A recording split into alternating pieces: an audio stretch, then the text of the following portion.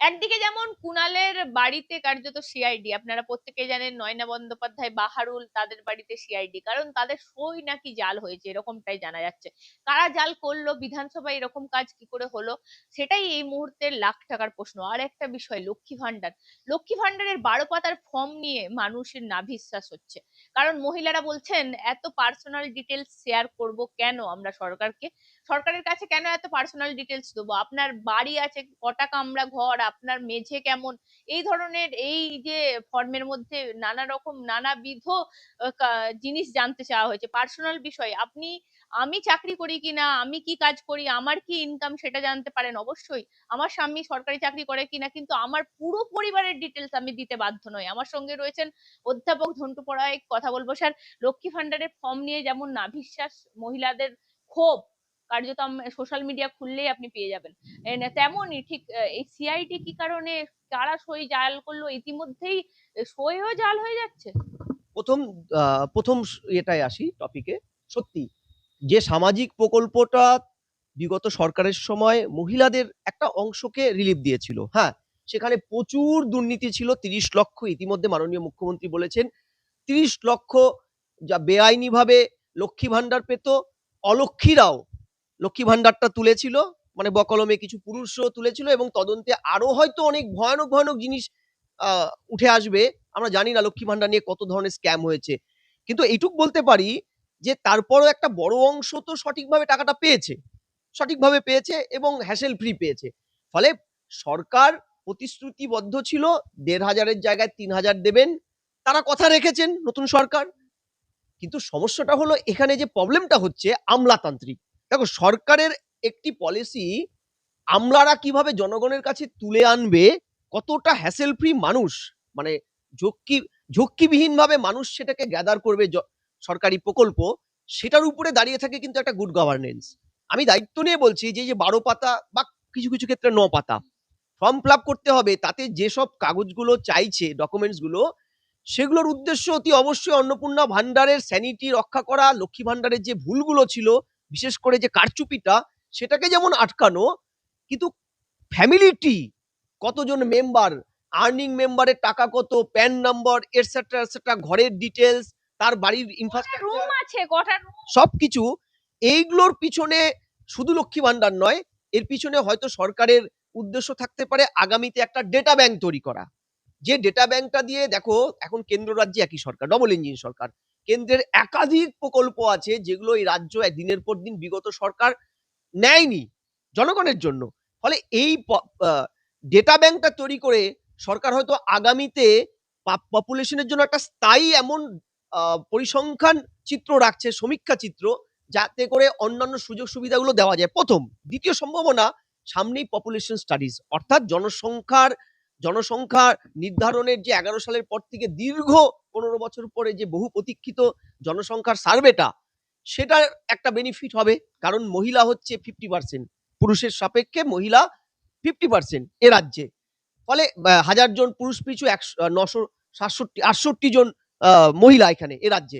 ফলে এই তথ্য কিন্তু একটা বড় তথ্য ভান্ডার। কিন্তু তারপরেও তোমাকে বলছি যে তুমি দায়িত্ববান সাংবাদিক, যে সাংবাদিক বিগত সরকারের সময় লাঞ্ছনা গঞ্জনা মার খেয়ে হলেও সঠিক তথ্যটা মানুষের কাছে তুলে দিয়েছো বলেই আজকে এই পরিবর্তনটা হয়েছে, এটা অস্বীকারের জায়গা নেই, সবাই জানে।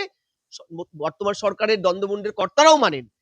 তুমি যখন এই প্রশ্নটা রাইজ করেছো, সেই সপক্ষে আমিও সরকারের কাছে, সরকারের উপদেষ্টার কাছে এই মর্মে অ্যাপিল করছি, তাদের দৃষ্টি আকর্ষণ করছি, সত্যি যদি মনেই হয় আপনাদের ডেটাগুলো দরকার, বাড়ি বাড়ি গিয়ে কালেক্ট করুন। একদম আপনার সরকারি আধিকারিকদের বাড়ি বাড়ি পাঠান কিংবা ক্যাম্প করুন।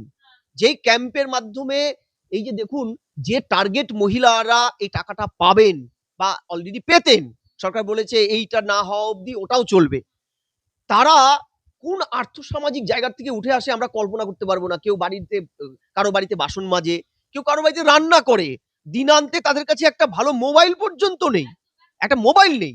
ফলে তারা এই সমস্ত ডেটা ভান্ডার পূরণ করে সঠিক সময়ের মধ্যে তাদের উপভোক্তার কাছে পৌঁছে ড্রপ করে টাকাটা পাবে, এটা ভাবা কিন্তু কষ্ট কল্পনা ছাড়া কিছু নয়। আর আরেকটা বিষয় আমি অবাক হয়ে যাচ্ছি, সবাই আমরা যখন সরকারের যখন পরিবর্তন চাই বলছিলাম, তখন অনেক মানুষজন প্রান্তিক মহিলারা আমাকে প্রশ্ন করেছিল, লক্ষ্মী ভান্ডার বন্ধ করে দেবে না তো দিদি?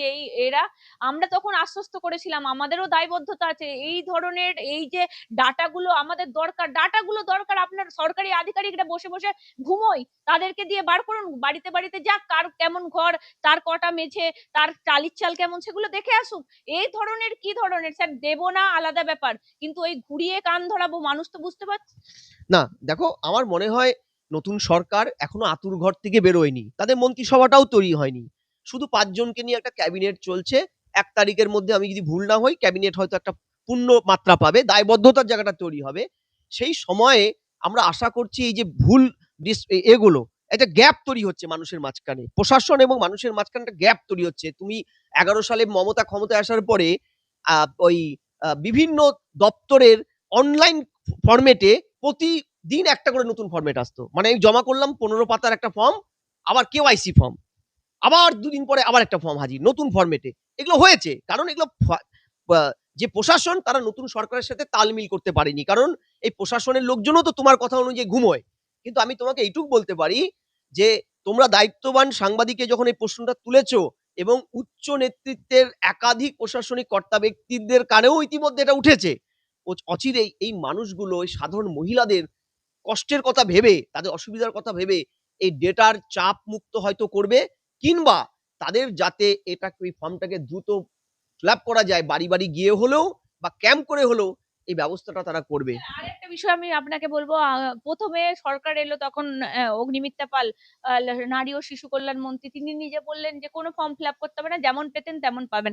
আপনারা ভুয়ো পেয়েছেন একটা রফিকুলকে সামনে এনে পুরো মানুষের ডিটেলস নেওয়া, এটা এইটা তো আমরা আশা করিনি স্যার। কারণ কেন সরকার মানবিক হবে আমরা বারবার চেয়েছিলাম। সরকারের এইটা অনেকে বলছে বসে বসে ঘরে ভাতা পাবে, 3,000 টাকা ভাতা পাবে, কেন এত মানে পরীক্ষা দিতে হবে না?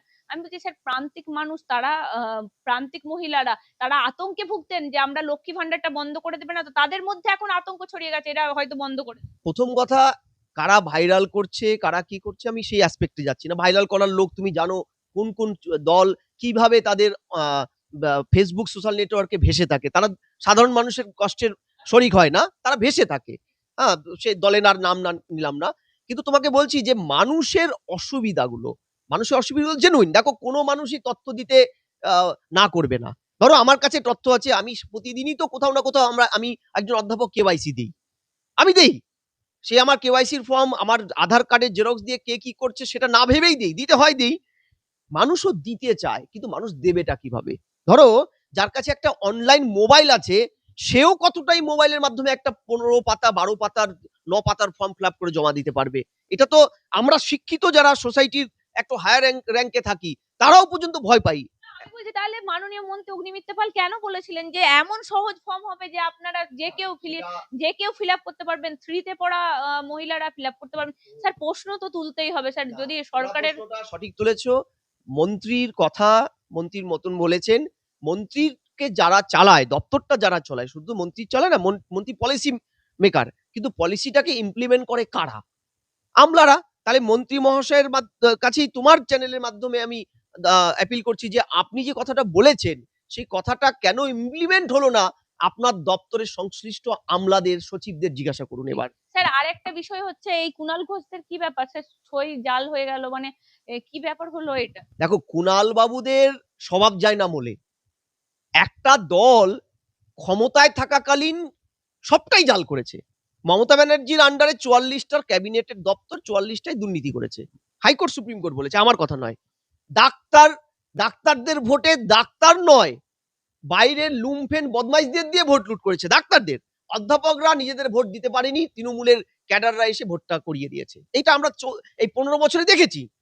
কিন্তু এই পরিবর্তনের পরে, যেখানে তৃণমূল দলটা অস্তিত্বের সংকটে ভুগছে, সেখানে গিয়ে লোকসভা, আমাদের বিধানসভায় বিরোধী দল নেতার প্রশ্নে তারা যে মৌখিক ভোটাভুটিটা করেছিল, সেই ভোটাভুটিতে আমরা দেখতে পাচ্ছি ভুয়ো ভুতুড়ে নাম জাল সই হয়েছে। দেখো, এই যে ফ্রড, বিধানসভা হচ্ছে রাজ্যের আইনসভা, যেখান থেকে মানুষের জন্য আইন তৈরি হয়, এবং কারা করেনি? বিধায়করা। সেখানে শাসক বিধায়ক আছে, বিরোধীরাও থাকে, বিরোধীরাও তো একটা ভোটে আছে, সেটা বিরোধিতা করাটাও তো এই আইনটার অঙ্গ। সেই বিরোধী দল, কুণাল বাবুদের দল আজকে বিরোধী হয়েও যে কারণে তারা হেরেছে সেই স্বভাবটা তারা ত্যাগ করতে পারলো না। তারাও সেখানে জাল করছে, নাম সই জাল করছে। আজকে নয়না দেবী বলছেন আমি সই করিনি, কুণাল বাবুর কথা আমি এখনো জানি না, বাহারুল বাবু বলছেন আমি তো সই করিনি। তাহলে সইটা যারা করেছে, করে সেটাকে আবার অফিসিয়াল ডকুমেন্টস করে স্পিকারের কাছে জমা দিয়েছে। মাইন্ড ইট, স্পিকার সে যারাই করে থাকুক নিশ্চয়ই উপর লেভেলের নেতাদের কথা ছাড়া এটা করেনি, কারণ নয়না দেবী বলেছে কাগজই ছিল না, আমি সই করব কি। তাহলে সেটা কিন্তু ভয়ানক। এমনকি এটা যদি প্রমাণিত হয়ে যায় তাহলে এই বিরোধী দলের তকমাটা পর্যন্ত হারাতে পারে ইয়েরা, কুণাল বাবুরা কোনো কথা বলছে। ডেফিনেটলি। কারণ এটা তো সরাসরি ফ্রড। আপনি একটা মানুষের থেকে চাকরির নাম করে টাকা তুলেছেন, সারদা নারদার টাকা তুলেছেন, এটা করেছেন, ওটা করেছেন, বিধানসভার বাইরে করেছেন। বিধানসভায় আইনসভা দাঁড়িয়ে আইন রক্ষক, আইন প্রণেতারা যদি নিজেরাই আইনটা ভাঙেন এবং ফ্রড করেন, সই জাল করাটা ফ্রড, ইটস আ ক্রাইম। এটা বিএনএসএ বা আইপিসিতে পরিষ্কারভাবে তার শাস্তি ছিল। তুমি যদি আজকে একটা চেকে সই জাল করো, তোমার তো সশ্রম কারাদণ্ড হবে। তাহলে আজকে এই আইনসভার যারা রক্ষক, সে শাসক হোক বা বিরোধী, তারা যদি সইটা জাল করে সরকারকে, যারা জনগণের বিরোধীদের সরকার এটা, তাদেরকে বিভ্রান্ত করে, তাহলে তার শাস্তি তো আরো ভয়ানক করা যেতে পারে। বিরোধী দলের তকমা চলে যেতে পারে। ডেফিনেটলি। শুধু যেতে পারে না, যদি প্রমাণিত হয়, সিআইডি প্রমাণ করে যে এরা এরা এরা এরা এই কাজটা করেছে, তাদের বিধায়ক পদটাও তো খারিজ হওয়ার জায়গাটা থাকে। প্রমাণ করা যাবে কি না যাবে সেটা তো পরের জায়গা। কিন্তু এটা যে দুর্নীতিটা হয়েছে, এবং তৃণমূল কংগ্রেসের যারা ৮০ জন বিধায়কের মধ্যে ৭০ জন সেদিনকার ছিল, এই ৭০ জনের মধ্যে থেকে কারো মস্তিষ্ক প্রসূত এটা। তিনি যদি নাম সই করে দে। যদি তিনি বা তারা একাধিক লোক থাকেন, সই করা না করার মধ্যে কি তার মানে তারা কনসার্ন। দেখো তৃণমূলের তো এখন অনেকেই আছে, মমতা ব্যানার্জি মামলা করতে চাইছেন, কতগুলো সিটে তাকে হারানো হয়েছে জোর করে, যারা হেরেছে তারাই মামলা করতে রাজি হচ্ছে না। তাহলে আজকে সইটা, তার মানে সইটা জাল হয়েছে মানে তারা সই করতে চাইছিলেন না, তাই তাদের কনসার্ন ছাড়া সইটা হয়েছে। বোঝো, তুমি গিয়ে হাত তুললে সেটা একটা মৌখিক অ্যাপিল, মৌখিক সমর্থন, সই করলে এটা অফিসিয়াল সমর্থন।